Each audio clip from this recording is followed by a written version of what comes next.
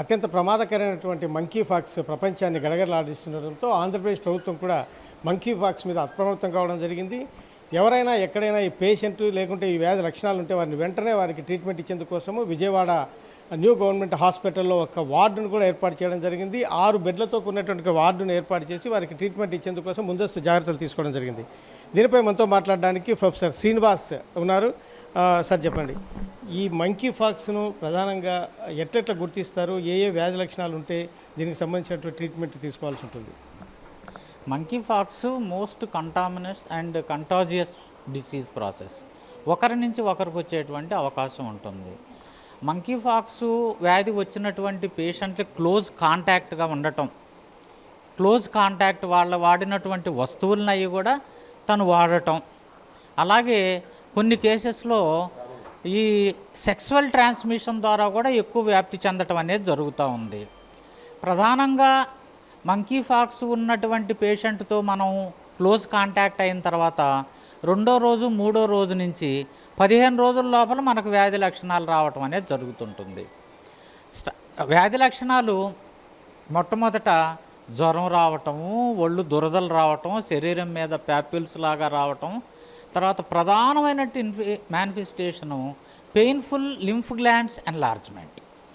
వీటితో పాటు lymph glands enlargement ఉండి తర్వాత రెస్పిరేటరీ ట్రాక్ట్ మేనిఫెస్టేషన్స్, ఇంకా సీరియస్ అయితే బ్రెయిన్కి సంబంధించినటువంటి మార్పులు రావటం, ఈ లక్షణాలుగానుంటే మనం సస్పెక్ట్ చేస్తాం. ఏ ఆర్గాన్స్ మీద ప్రధానంగా ఈ లక్షణాలు అంటే ఈ వ్యాధి యొక్క ప్రభావం ఉంటుంది?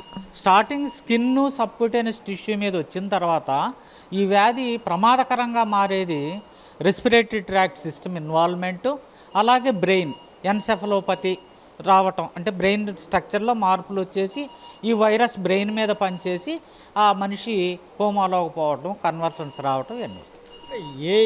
అంటే ఇప్పుడు ఏజ్డ్ పర్సన్స్ లేకుంటే ఇంకా ఇతర డిసీజెస్ ఉన్నటువంటి వాళ్ళు చాలామంది ఉంటారు కాబట్టి లక్షణాలు ఉన్నటువంటి వారికి, వ్యాధులు ఉన్నటువంటి దీర్ఘకాలిక వ్యాధులు ఉన్నటువంటి వారికి వారి మీద ఎక్కువ ప్రభావం చూపే అవకాశం ఎవరికి మీద ఉంటుంది ఈ మంకీ పాక్స్? అంటే ఏ పేషెంట్స్కి అయితే ఇమ్యూన్ కాంప్రమైజ్ స్టేట్ ఉంటుందో స్వతహాగా ప్రతి మనిషికి వ్యాధి నిరోధక శక్తి ఉంటుంది. ఎవరికైతే వ్యాధి నిరోధక శక్తి అనేది తక్కువ ఉంటుందో వాళ్ళకి ఈ వ్యాధి త్వరగా వచ్చే అవకాశం ఉంది. అతి త్వరలోనే వాళ్ళకి కాంప్లికేషన్స్ వచ్చి ప్రాణాపాయ స్థితిలోకి వెళ్ళేటువంటి అవకాశాలు ఉంటాయి. For example HIV patients, uncontrolled diabetes patients, mall nutrition patients, ఇలాంటి వాళ్ళకందరూ కూడా ఈ వ్యాధి తీవ్రత ఎక్కువగా ఉంటుంది. ఒక్కొక్కసారి ఆ వ్యాధి తీవ్రత వలన రెస్పిరేటరీ ఫెయిల్యూర్లోకి, అలాగే మెదడుకు సంబంధించిన వ్యాధి లక్షణాలు వచ్చి వాళ్ళల్లో ప్రాణాపాయ స్థితి ఏర్పడే అవకాశాలు ఉంటుంది. దీనికి తగిన ట్రీట్మెంట్ ఏమైనా ఉందా, లేక ఏ విధంగా ముందుకెళ్లాల్సి ఉంటుంది? దీని మీద వరకు స్పెసిఫిక్గా ఇది లైన్ ఆఫ్ ట్రీట్మెంట్ అనేది ప్రపంచంలో ఏం లేదు. సస్పిషన్ వాళ్ళకి మాత్రం సపోర్టివ్ లైన్ ఆఫ్ ట్రీట్మెంట్ ఇచ్చేసి కాపాడుతూ ఉన్నారు. ఇప్పుడిప్పుడే వ్యాక్సినేషన్లు ఇవన్నీ కూడా ఇవ్వటం జరుగుతుంది. అందులో ప్రధానంగా స్మాల్ పాక్స్ వ్యాక్సినేషన్ అనేది దాని రూపాంతరం, కానీ అవి ఇచ్చి ఈ వ్యాధిని కంట్రోల్ చేసేదానికి అవకాశం ఉంటుందంటున్నారే కానీ స్పెసిఫిక్గా పలానా వ్యాక్సిన్ ఇచ్చి కంట్రోల్ చేయొచ్చు అనేది ఇంకా నిర్ధారణగా రాలేదు. మీరు ప్రొఫెసర్, ఇప్పుడు మొదటి నుంచి మన చిన్నతనం నుంచి కూడాను అనేక రకాల వ్యాక్సినేషన్స్ వేసుకుంటూ ఉన్నాం. రీసెంట్గా కోవిడ్కి వేసుకున్నాం, ఇప్పుడు మంకీ పాక్స్, ఇట్లా వ్యాక్సినేషన్లు వరుసగా వేసుకుంటూ పోతే దాని ప్రభావము బాడీ మీద ఎలా ఉంటుంది?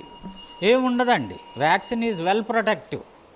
వ్యాక్సిన్ అనేది మనం లైవ్ అటెన్యూయేటెడ్ వ్యాక్సిన్ లేదా డెత్ వ్యాక్సిన్ అనేది తీసుకుంటాము. ఈ వ్యాక్సిన్ తీసుకుంటే వల్ల ఎందుకు మనకు ప్రమాదకరం లేదు?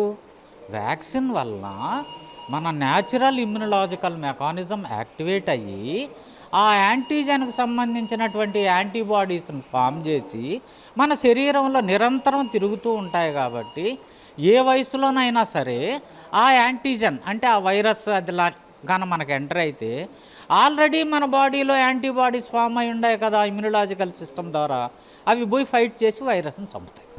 ఈ కోవిడ్ ఈ మంకీ పాక్స్ వార్డులో మీరు ఎటువంటి ఫెసిలిటీస్ కల్పించారు? మేము ఇక్కడ గట్టిగా ఐసోలేషన్ వార్డ్స్ అనేది ఏర్పాటు చేయటం జరిగింది. వాళ్ళకి అన్ని రకాల సపోర్టివ్ లైన్ ఆఫ్ ట్రీట్మెంటు, మందులన్నీ కూడా ఏర్పాటు చేయటం జరిగింది. అవసరమైన వాళ్ళకి వెంటిలేటరీ సపోర్ట్స్ అన్నీ కూడా మేము పెట్టడం జరిగింది. ఎవరికైతే రెస్పిరేటరీ ప్రాబ్లం వచ్చేసి రెస్పిరేటరీ ఫెయిల్యూర్లోకి పోతారో మా వాళ్ళంతా కూడా వెంటిలేటరీ సపోర్ట్ ఇచ్చి ట్రీట్మెంట్ ఇస్తారు. దీనికి కాను తగినంత టీంనంతా మన సూపరింటెండెంట్ గారు ఏర్పాటు చేయడం జరిగింది. డాక్టర్స్, ఫిజిషియన్స్ కానివ్వండి, పల్మనాలజిస్టులు కానివ్వండి, మైక్రోబయాలజిస్టులు కానివ్వండి, ట్రైన్డ్ స్టాఫ్ నర్సులు కానివ్వండి, వీళ్ళందరిని కూడా ఏర్పాటు చేయడం జరిగింది.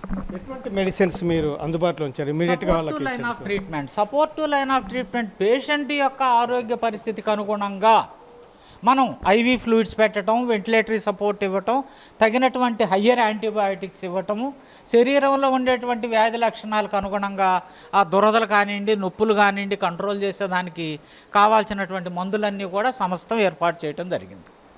ఇది మంకీ ఫాక్స్ ఎక్కడే కానీ ఆ లక్షణాలు ఉన్నా కూడా వెంటనే వాటికి సంబంధించిన ట్రీట్మెంట్ ఇచ్చేందుకోసము ఏపీ గవర్నమెంట్ తగిన చర్యలు తీసుకోవడం జరిగింది. విజయవాడలో ఏర్పాటు చేసినటువంటి ఈ 6 బెడ్స్ ఈ వార్డు ద్వారా మొదటగా దీనికి సంబంధించినటువంటి ఏర్పాట్లు చేయడం జరిగింది. ప్రస్తుతానికైతే కనుక ఆంధ్రప్రదేశ్లో ఆ లక్షణాలు ఉన్నటువంటి పేషెంట్లు ఎవరూ లేకపోవడంతో ముందస్తు జాగ్రత్తగా ఈ చర్యలు తీసుకోవడం జరిగింది. కెమెరామెన్ అస్గర్తో విజయచంద్రన్, విజయవాడ.